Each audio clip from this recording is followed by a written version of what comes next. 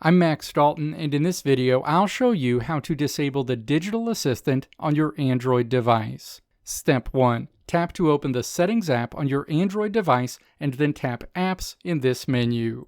Step 2. Scroll down to the General section and then tap Default Apps. Step 3. Tap Digital Assistant app. The next screen shows you options associated with your chosen Digital Assistant app. Step 4. Tap Default Digital Assistant app. The next screen lets you choose which Digital Assistant app you want to use. Step 5. Tap None. The Digital Assistant will be disabled on your Android device going forward. Let me know if this video helped you out in the comments below. If you liked what you saw here, click the video links on the right side of the screen to check out another video.